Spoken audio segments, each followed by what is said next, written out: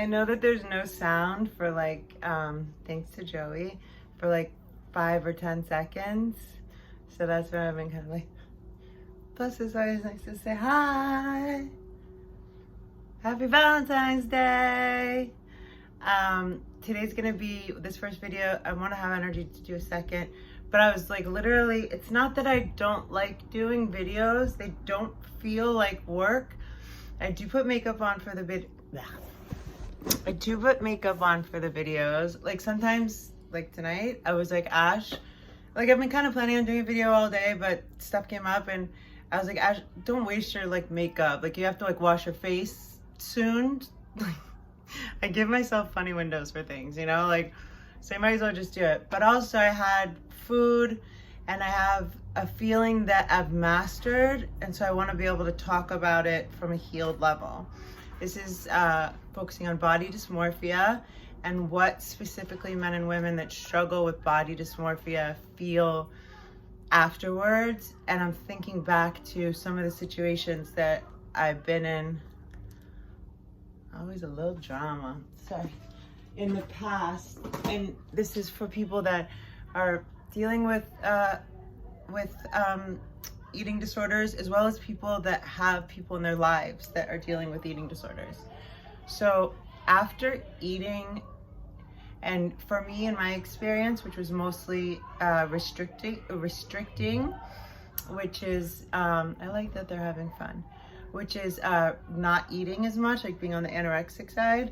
When I would eat, like, first of all, your stomach shrinks in a very short time. I think it's something like a week. Like, you'll notice if you go on like a juice fast or something like that, like, you know, you'll feel like when you start to eat normally again, like you'll get full fast. By the way, one nutritionist told me that this is how much food you're supposed to have in one meal. It takes 20 minutes for digestion to send the message to your brain, to send the message to your brain that you're full.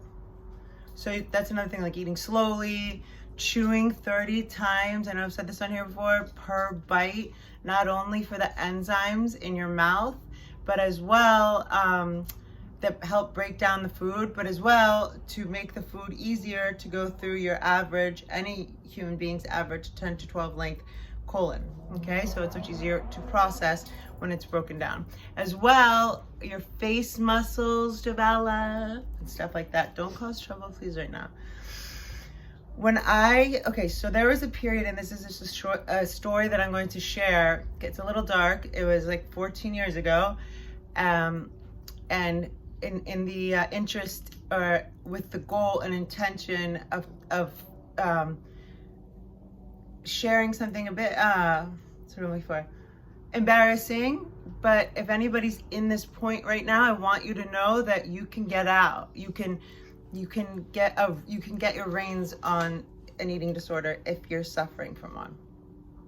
If you're not, this video is going to be a short story about whatever, something that, so I was dating this guy, we went to Orlando, and I remember, like, because what happens is you don't eat, and then, like, so vacations and stuff like that become kind of tricky. Like, if you had an eating disorder the way that I did, I would think about the meals, and I would always try to eat as little as possible at each thing, and it's like 3 meals a day, especially like a family vacation, you know. And like, I just remember, like, especially in the summers, you know, you want to stay thin, and like I always felt like people were watching me, and often they were, because I would often teeter on that like too skinny line.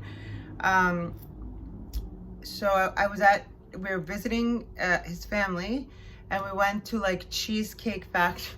I'm like Cheesecake Factory. We went to Cheesecake Factory, and they have these delicious avocado fried, it's like fried avocado heaven, and they come like 8 of them, like egg roll type things. And I just remember like also drinking, and usually if I would not eat if I would drink, like I'll just like have nuts or like an appetizer, something like that. So I had eaten like for 2 days a normal amount, and what starts to happen, or what would happen with me in this kind of situation, I could trip or extended period, where you have to like eat normally, I would start to feel like it's getting overwhelming. Oh my God, like literally right now, I can see my arms are not huge or anything, but I remember a time when the feeling I have right now after having like half a cauliflower pizza, which I know once I don't fill, it's amazing. It's a miracle that I know as soon as I'm not full anymore, I'm gonna eat the rest of that pizza, because I know that it's not gonna make me not fit in my jeans tomorrow, which is what, it was so scary. But the dark part was getting back to this guy's house, and he was like, he was half Syrian and half Greek, two cultures that are very like into family and connection and stuff, and being together. So we'd get home and like all sit down and do coffee and talk and maybe watch TV, like, and stay up until 2 in the morning. It was very fun. I loved hanging out with them, especially the grandfather. He was such a nice guy, but so old and funny. And he'd always say, eat more, eat more. I'm like, you're killing me. But I went and snuck into the bathroom and made myself throw up. I said I was taking a shower, and it was like not coming up. And I just remember like, and my face would get puffy, and like I had to make sure the toilet was clean and be careful of the noises I was making. So embarrassing. And it was like they all lived happily in like a 2-bedroom condo or something. I pray a lot of people that probably know I went to the bathroom to throw up. I mean, one time my dad asked me, I've thrown up, not too many, thank God, because it was really just a phase during college, bulimia, that I dabbled in.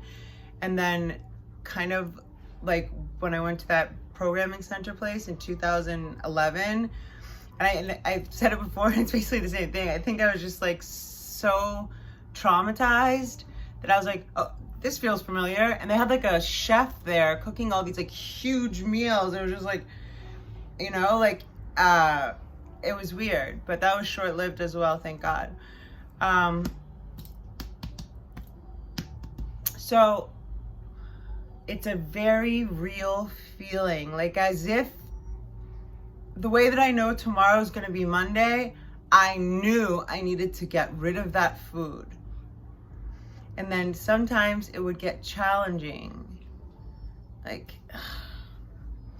you know, just in the interest of helping anybody. It's the damage I did to my throat in like that period of time. I remember with my nails. I thank God that the last time I saw a dentist was like last year, and she's like, no, it was a different dentist, but the dentist I talked to about my eating disorder stuff, and it was after different dentist, but it was after I'd stopped throwing up. She was like, you're so lucky that you don't have a lot of, excuse me, you're so lucky that you don't have a lot of, random cry, damage to your teeth from that. I was like, yeah. I think a lot of it's eating healthy food. I think a lot of it's taking care, like I brush my teeth a lot. Stop, Pondu, please, Bibi. I brush my teeth a lot. I always remember this thing that this one dentist said when I was in high school. He said, how many times is too many times to brush your teeth a day? And I said, I don't know how many times. Like, no such thing. I'm like, okay. I use hydrogen peroxide. I gargle with that. That's really great. I don't know how I'm stuck on these teeth thing. Anyway, so I feel, I guess, but okay, right now in this healed body, February of 2021, it's Valentine's Day, right? So I even saw my skin shake just now, and it didn't piss me off. There's a couple videos I'm like backed up on making, but I wanted to share strength for anyone who's struggling with body dysmorphia.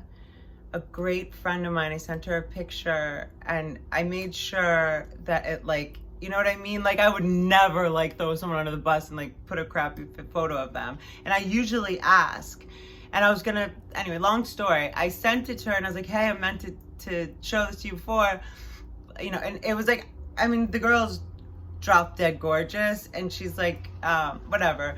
Anyway, and for me even looked very little, but she is in real life anyway.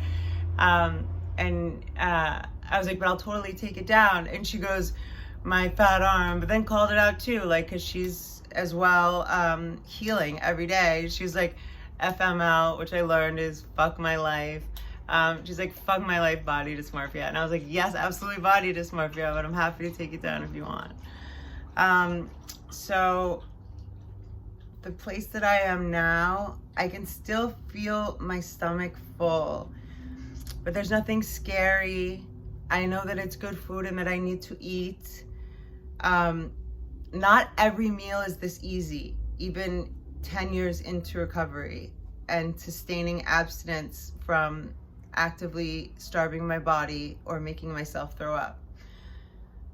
Some days are not easy. You know what I noticed also? I always feel fat before my period. When my period comes, I'm like, ugh, you get me every time, you know? And I remember too, like, so I guess, you know, I know logically we retain water, stuff like that. But so even now, and you know, vegan helps me because, you know, I don't know if it's psychological or not, but I feel like my body knows exactly what to do with the food that it's eating and it goes right through. So I don't, that full feeling doesn't stay as long either. But I definitely, like, I have my, stupid, I have my like yoga pants folded over, but I think my hips are kind of funny anyway. And we all have to know that our bodies are like, especially like things like Lululemon. I couldn't find a pair of Lululemons. I was their ambassador in Aventura that didn't give me a muffin top, at least in some circumstances. Then there were none that were completely forgiving enough that I was like muffin top proof. Like I had to like watch what I was eating if I was gonna wear it for the rest of the day. So if I wore one of those like flat shirts. But it's good to feed the body, and it's a blessing, and everybody's got their struggles, everyone's got their fights, and that's it, because this movie's getting a little long. I just want to send everybody love and abundance of in all forms, coming to you constantly from sources known and unknown. Peace out.